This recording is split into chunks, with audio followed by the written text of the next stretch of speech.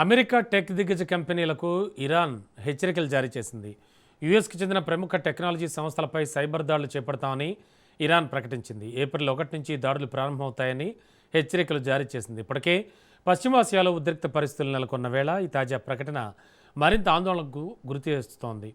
ఇక America Iran మధ్య ఉన్న ఉద్రిక్తతలు టెక్నాలజీ రంగానికి విస్తరించే అవకాశాలు కనిపిస్తున్నాయి.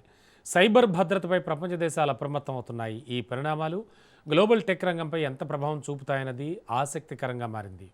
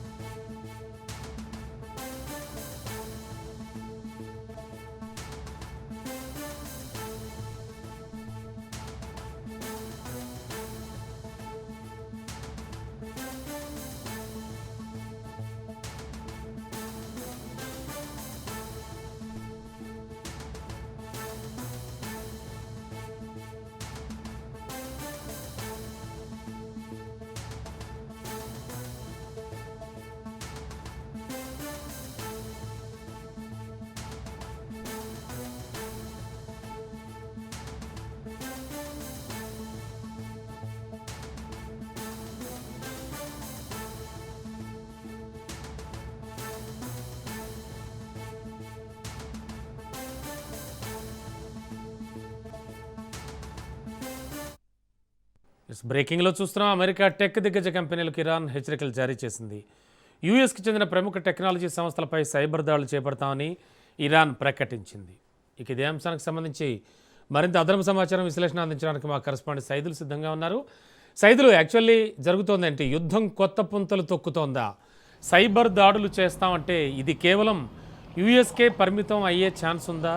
ప్రపంచవ్యాప్తంగా ఉన్న టెక్ దిగ్గజ కంపెనీలన్నింటికీ కూడా ఎఫెక్ట్ పడే ఛాన్స్ ఉందా? అసలు ఏం జరుగుతోంది?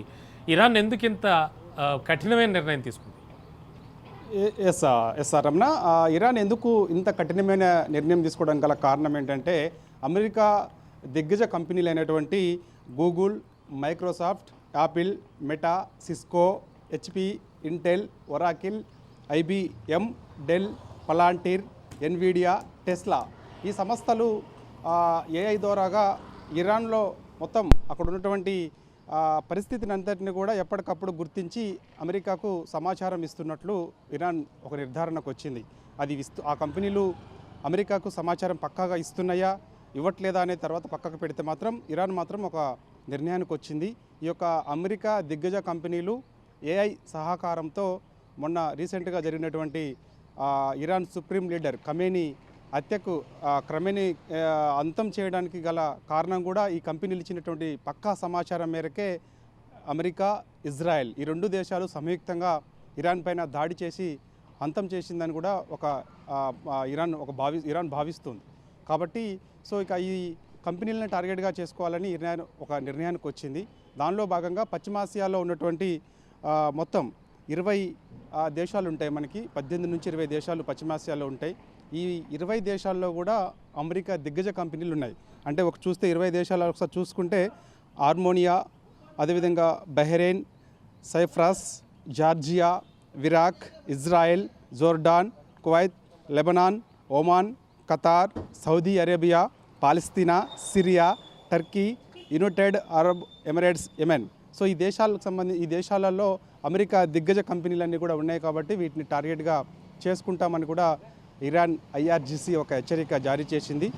ఆ హెచ్చరిక అంటే ఈరోజు ఏప్రిల్ 1 ఈ రోజు నుంచి దాడులు చేస్తాము ఆ కంపెనీలను టార్గెట్గా చేసుకొని.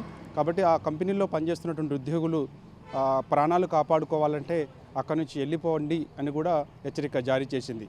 అంటే ఆ కంపెనీలో పనిచేస్తున్నటువంటి ఉద్యోగులు మాత్రమే కాదు, దాదాపుగా 10 కిలోమీటర్ల మేర ఉన్నటువంటి ఎవరైతే నివసిస్తూ ఉంటారో ఆ కంపెనీల చుట్టుపక్కల వారందరూ కూడా అక్కడ నుంచి ఖాళీ చేయండి, లేదంటే మేము చేస్తున్నటువంటి దాడుల్లో భాగంగా మీకు కూడా ప్రమాదం చోటు చేసుకునే అవకాశం ఉంటుందని కూడా ఇరాన్ ఒక హెచ్చరిక జారీ చేసింది. ఐఆర్జీసీ దళాలు కూడా అంటే మనకి Islamic revolutionary guards corps IRGC దళాలు కూడా ఈ ప్రకటనలో భాగంగా ఉన్నది. కాబట్టి ఖచ్చితంగా ఏప్రిల్ 1 నుంచి కంటిన్యూగా దాడులు చేస్తాము. పశ్చిమాసియాలో ఉన్నటువంటి దేశాల్లో ఉన్నటువంటి అమెరికా టెక్ దిగ్గజ కంపెనీలపైన దాడులు చేస్తామని కూడా హెచ్చరిక జారీ చేసింది. కాబట్టి సో ఇక చూడాలి మరి ఇక ఐఆర్జీసీ చేసినటువంటి ఈ యొక్క హెచ్చరిక మరి మరింత ఆజ్యం పోస్తుందా యుద్ధానికి అనేది కూడా మనకి ఇప్పుడు ఒక టెన్షన్ వాతావరణం. ఎందుకంటే ఇప్పటికే పశ్చిమాసియాలో ఉద్రిక్త పరిస్థితులు నెలకొన్న వేళ గ్యాస్ కొరత, అదేవిధంగా డీజిల్ పెట్రోల్ కొరత ప్రపంచవ్యాప్తంగా నెలకొని ఉంది. ఇప్పటికే ఇరాన్ మనకి హార్ముజ్ జలసంధి దాదాపుగా 70% వరకు కూడా ఇరాన్ పరిధిలోని హార్ముజ్ జలసంధి ఉంటుంది. కాబట్టి సో దాన్ని కంప్లీట్గా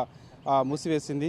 సో కాబట్టి ఇప్పుడు మరి మరోసారి ఇరాన్ అమెరికాను టార్గెట్గా చేసుకొని దాడులు చేస్తామని కూడా చెప్పడంతో, అంటే అమెరికాకి చెందినటువంటి టెక్ కంపెనీలకు సంబంధించి దాడులు చేస్తాం, పశ్చిమాసియాలో ఉన్నటువంటి దేశాలకు సంబంధించి ఉన్నటువంటి కంపెనీల మీద నేరుగా దాడులు చేస్తామంటుంది. కాబట్టి సో ఈ దాడుల్ని మళ్ళా ప్రతీకార దాడులు అంటే తిప్పి కొడతామని అమెరికా ఒకవేళ చెప్తే మాత్రం ఖచ్చితంగా మరోసారి ఇరాన్, అమెరికా, ఇజ్రాయెల్ మధ్య ఒక భీకర యుద్ధం కూడా కొనసాగే అవకాశం ఉంటుందని కూడా చెప్తున్నారు. కాబట్టి చూడాలి పశ్చిమాసియాలో మరోసారి ఎటువంటి ఉద్రిక్త పరిస్థితులు నెలకొంటాయని కూడా మనకు తర్వాత తెలిసే అవకాశం అవుతుంది. మరి కాసేపట్లో ట్రంప్ అమెరికా ప్రజలను ఉద్దేశించి ఒక కీలక ప్రకటన కూడా చేయబోతున్నారు. సో చూడాలి మరి ఏం ప్రకటన చేయబోతున్నారు. మనకు అందుతున్న సమాచారం ఏంటంటే ఉద్యమం ఇంతటితోటి ఆపేస్తాం అనే ప్రకటన డొనాల్డ్ ట్రంప్ చేయబోతున్నట్టు కూడా మనకు సమాచారం అందుతుంది. సో ఇప్పుడే అమెరికాలో పెద్ద ఎత్తున దాదాపుగా 50 రాష్ట్రాల్లో ఉన్నటువంటి ప్రజలందరూ కూడా రోడ్లపైకి వచ్చి ట్రంప్ నిర్ణయాన్ని వ్యతిరేకిస్తూ వారందరూ కూడా ఆందోళన చేస్తూ ఉన్నారు. కాబట్టి మరి కాసేపట్లో అమెరికా అధ్యక్షుడు డొనాల్డ్ ట్రంప్ అమెరికా ప్రజలను ఉద్దేశించి వైట్ హౌస్ ద్వారాగా ఆయన ఒక